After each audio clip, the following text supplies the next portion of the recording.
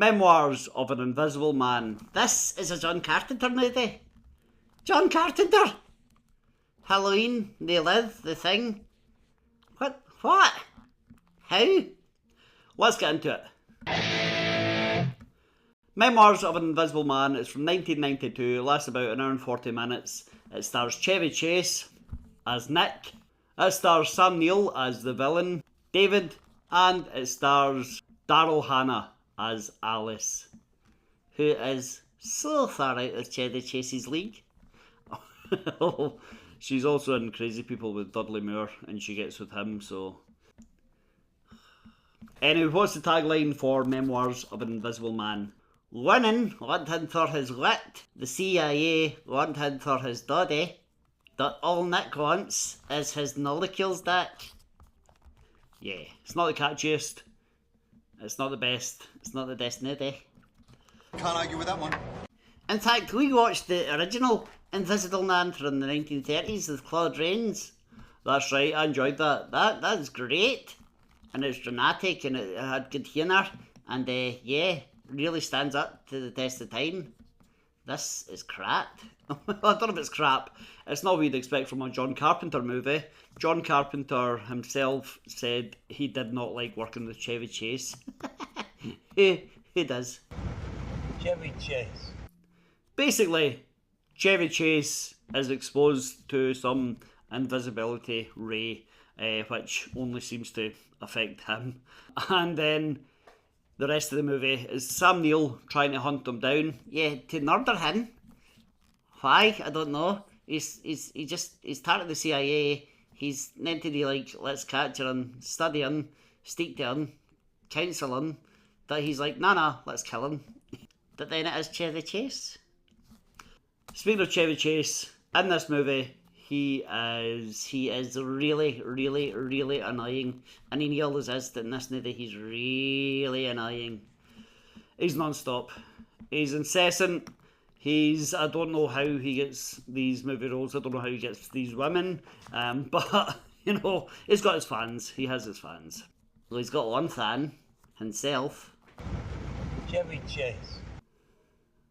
But it's basically a series of capers.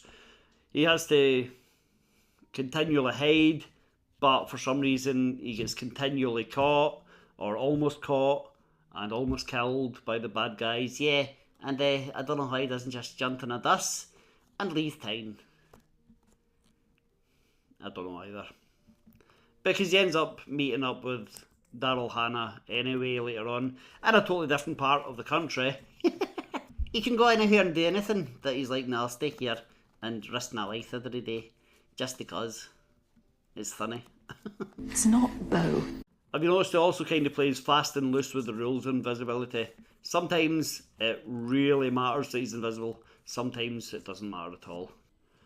I mean, the performances are fine mostly. I do think the worst part of this movie is Chevy Chase. Agreed, he's just so annoying all the time. Like, shut up, Nate! By the end of the movie, there's not really even a solution, an outcome. There's no even solution or, like, you know, a happy outcome. Yeah, he just spends the rest of his life invisible. What? And also, he's happy to kill a man. Yeah, he causes the death of Sam Neill. He shoves him off a building. Yeah, well, he's happy to murder someone. Well, yeah. I mean, fair enough, the guy's out to kill him. Yeah, but still, doesn't he suddenly turn into a cold-blooded killer and then make a little joke about it? And he's happy to risk his own best friend's life. He gets him to act as a decoy. That's right. I don't know how he doesn't just risk his own life. Yeah, and like you said, really does play fast and loose. Because sometimes when he eats or drinks, you see the food going down his body into his stomach. And sometimes you don't. It's really weird. And he gets this weird, crazy, like, plastic face. It's like, I don't know, candle wax or something. It's some sort of synthetic skin he makes. Like Darkman. Yeah. Except not as good. Yeah, definitely not as good. It's really weird looking.